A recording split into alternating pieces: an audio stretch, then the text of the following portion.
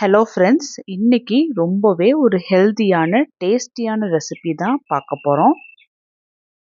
Proteins fibres ரிச்சான ஒரு recipe. So இதை வெயிட் லாஸ் பண்ணுறவங்க மட்டும் இல்லாமல் சுகர் இருக்கிறவங்களும் தாராளமாக செஞ்சு சாப்பிட்லாம். நம்ம சேனலில் ரெகுலராகவே அரிசி சேர்த்தாத ரெசிபீஸ் தான் செஞ்சிட்ருக்கோம். உங்கள் எல்லாருக்குமே ரொம்ப பெனிஃபிஷியலாக இருக்கும்னு நம்புகிறேன். வெயிட் லாஸ் பண்ணும்போது முடிஞ்ச அளவுக்கு கார்போஹைட்ரேட்ஸை கம்மி பண்ணிவிட்டு ப்ரோட்டீன்ஸும் ஃபைபர்ஸும் அதிகம் பண்ணிக்கலாம். ஸோ சம அளவில் பாசிப்பருப்பும் உளுந்தும் எடுத்து 2லேருந்து 3 முறை நல்லா கழுவிட்டு ஒரு 2 மணி நேரம் ஊற வச்சாவே போதும். பாசிப்பருப்புலையாக இருக்கட்டும் உளுந்துலையாக இருக்கட்டும் ப்ரோட்டீன்ஸ் ஃபைபர்ஸ் எல்லாம் அதிகமாக இருக்குது. அது மட்டும் இல்லாமல் உளுந்தில் அதிகப்படியான கால்சியம் இருக்குது. ஸோ நம்ம உடம்புக்கு தேவையான ஊட்டச்சத்து எல்லாமே இதில் நமக்கு கிடைக்குது. 2 மணி நேரத்துக்கு அப்புறம் பாசிப்பருப்பும் உளுந்தும் நல்லா ஊறி வந்திருக்கு, நல்லா உப்பியும் வந்திருக்கு. இதை மிக்ஸி ஜாருக்கு தண்ணி வடித்து ட்ரான்ஸ்ஃபர் பண்ணிவிட்டு தேவையான அளவுக்கு தண்ணி ஊற்றி நல்லா அரைச்சி எடுத்துகிட்டு வந்துடலாம். பாசிப்பருப்பும் உளுந்துங்கிறனால நல்ல சாஃப்டாக ஸ்பாஞ்சியாக க்ரீமியாக இருக்கும் மாவு. இந்த மாவை ஒரு 5 மணி நேரம் புளிக்க வச்சாவே போதும், நல்லா புளிச்சு வந்துடும். 5 மணி நேரத்துக்கு அப்புறம் பாருங்கள், மாவு நல்லாவே புளிச்சு வந்திருக்கு. நல்ல ஒரு க்ரீமி டெக்ஸ்சரில் இருக்குது. இது ஒரு முறை நல்லா கலந்துட்டுறணும். ஏன்னா மேலே புளிச்சு வந்த மாவு எல்லாமே உள்ளார எடுத்து நல்லா கலந்துட்டுட்டு தேவையான அளவுக்கு உப்பும் கொஞ்சமாக தண்ணியும் சேர்த்தி திரும்பவும் நல்லா கலந்துட்டுறலாம்.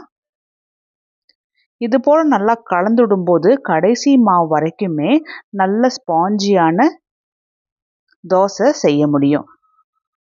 மாவு நல்லா கலந்துட்டாச்சு. இதுக்கு ஒரு தாளிப்பு மாதிரி ரெடி பண்ணி செஞ்சிடலாம். பேனில் 1 டேபிள் ஸ்பூன் எண்ணெய் ஊற்றி எண்ணெய் சூடான உடனே 1/4 டீஸ்பூன் கடுகு, 1/4 டீஸ்பூன் ஜீரகம், 1/4 டீஸ்பூன் உளுத்தம்பருப்பு மிதமான சூட்டில் இதை நல்லா பொன்னிறமாக வறுத்துட்டு 2 நார்மல் சைஸ் பச்சை மிளகாவை சின்ன சின்னதாக கட் பண்ணி போட்டுடலாம். ஸோ பச்சை மிளகாவையும் நல்லா வதக்கி எடுத்துக்கணும். அப்போ தான் காரம் தட்டாது. குழந்தைங்க சாப்பிட்டாலுமே அதுங்களுக்கு காரம் தெரியாமல் இருக்கும்.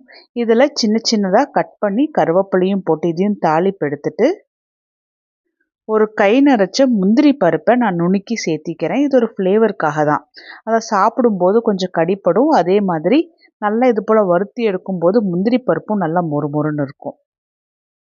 கடைசியாக இதில் சின்ன சின்னதாக கட் பண்ணி வச்சுருந்த கொத்தமல்லியும் போட்டு கொத்தமல்லியும் நல்லா வதங்கி சுருண்டு வரணும். அது வரைக்கும் கொத்தமல்லி நல்லா வதக்கிட்டு இது போல் மாவில் போட்டு நல்லா கலந்துட்டுறலாம். இந்த மாவு நார்மலாகவே நல்லா ஸ்பாஞ்சியாக இருக்கும். அது கூட இது போல் தாளிப்பும் சேர்த்தும் போது இன்னும் நல்லா ஸ்பாஞ்சியாக நல்ல புஷ்ஷுன்னு வரும். மாவு நல்லா இது போல் முழுமையாக கலந்துட்டாச்சு. இந்த மாவில் தோசை தான் ரெடி பண்ணி சாப்பிட போகிறோம். அதுக்கு முன்னாடி ஒரு சைட் டிஷ் ஒன்று ரெடி பண்ணிடலாம். மிக்ஸி ஜாரில் ஒரு 20 பல்லு பூண்டு, சின்ன பல்லு பூண்டாக இருக்கிறதுனால இது கூடவே 20 சின்ன வெங்காயம், காரம் தேவையான அளவுக்கு வரமிளகா, நான் ஒரு 5 வரமிளகா சேர்த்திருக்கேன். இது கூட ஒரு சின்ன துண்டு புளி. தண்ணி சேர்த்தாம இதை ஒரு கொரகொரப்பாகவும் இல்லாமல் நைஸாகவும் இல்லாத கன்சிஸ்டன்சிக்கு அரைச்சி எடுத்துகிட்டு வந்துடணும், தண்ணி சேர்த்தாம. கடாயில் 1 டேபிள் ஸ்பூன் எண்ணெய் ஊற்றி எண்ணெய் சூடான உடனே 1/4 டீஸ்பூன் கடுகு, 1/4 டீஸ்பூன் ஜீரகம், 1/4 டீஸ்பூன் உளுத்தம் பருப்பு இது எல்லாமே நல்லா பொன்னிறமாக மிதமான சூட்லேயே நல்லா வறுத்து எடுத்துக்கணும். உளுந்து நல்லா ஒரு கோல்டன் ப்ரௌன் கலரில் ஆனதுக்கப்புறம் கொஞ்சமாக கருவேப்பிலையும் போட்டு வதக்கி எடுத்துக்கணும். ஒவ்வொரு இன்க்ரீடியன்ட் சேர்த்தும் போதும் கொஞ்சம் கொஞ்சமாக வதக்கி எடுத்துக்கணும். ஒரு 50%. இதில் அரைச்சி வச்சுருந்த பூண்டு, சின்ன வெங்காயம், வரமிளகாவும் சேர்த்து மிதமான சூட்லேயே நல்லா கலந்துடணும். மினிமம் ஒரு 10 நிமிஷமாவது நல்லா கலந்துடுங்க, இதோட பச்சை வாசனை போகிற அளவுக்கு. மிக்ஸி ஜாரில் 4 நார்மல் சைஸ் தக்காளி 4ஆக கட் பண்ணி போட்டு இதையுமே நல்லா அரைச்சி எடுத்துகிட்டு வந்துடலாம், தண்ணி சேர்த்தாம தான். வெங்காயம் பூண்டும் நல்லா வதங்கி வந்திருக்கு. இது கூடவே தக்காளி ஊற்றிடலாம்.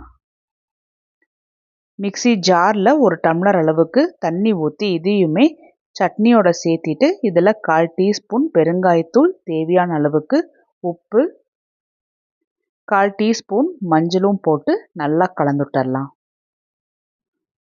சட்னியோட பச்சை வாசனை போகிற அளவுக்கு நல்லா கொதிக்க விடணும்.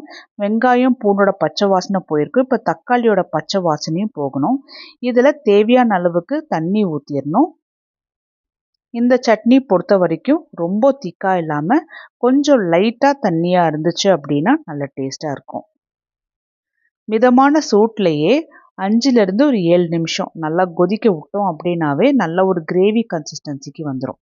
இதில் சின்ன சின்னதாக கட் பண்ணி வச்சுருந்த கொத்தமல்லியை போட்டு நல்லா கலந்துட்டரலாம். அவ்வளோதான், நல்ல டேஸ்டியான சட்னி ரெடி ஆயிடுச்சு. இப்போ மாவில் தோசை ஊற்றிடலாம்.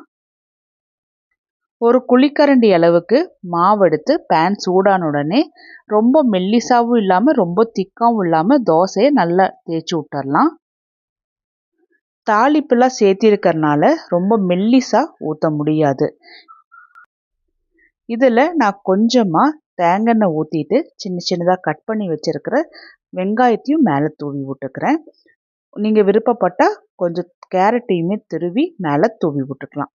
ஒரு பக்கம் நல்லா முருகினதுக்கு அப்புறமா இன்னொரு பக்கம் திருப்பி போட்டு இன்னொரு பக்கமும் நல்லா முருகிற அளவுக்கு வச்சு விட்டுடலாம். நல்லாவே கோல்டன் ப்ரௌன் கலரில் வெந்து வந்திருக்கு. இன்னொரு பக்கமும் பார்த்தோம்னா நல்லா வெந்து வந்திருக்கு. இந்த தோசை வெளியில் நல்லா கிறிஸ்பியாக உள்ளே நல்லா ஸ்பாஞ்சியாக இருக்கும். ரொம்ப டேஸ்டியாக இருக்கும். அரிசி சேர்த்தாம இந்த தோசை ரெடி பண்ணியிருக்கோம். ரொம்ப ஹெல்த்தியாகவும் இருக்கும். ஸோ வெயிட் லாஸ் பண்ணுறவங்க தினமும் ஒரே மாதிரியாக தோசை இட்லி செஞ்சு சாப்பிடாம தினமும் ஒவ்வொரு விதமாக தோசை இட்லின்னு டிஃபன் ஐட்டம்ஸ் செஞ்சு சாப்பிட்லாம். அரிசி சேர்த்தாத ரெசிபீஸ் உங்களுக்கு வேணும் அப்படின்னா நம்ம சேனலை சப்ஸ்கிரைப் பண்ணிக்கோங்க. நான் முடிஞ்ச அளவுக்கு அரிசி சேர்த்தாம தான் ரெசிபீஸ் ட்ரை பண்ணிகிட்ருக்கேன். இது போல் ரெசிபீஸுக்கு நம்ம சேனலை சப்ஸ்கிரைப் பண்ணி வச்சுட்டு கூடவே பெல் ஐக்கானையும் ப்ரெஸ் பண்ணிக்கோங்க. ஸோ உடனுக்குடனே நோட்டிஃபிகேஷன் வரும்.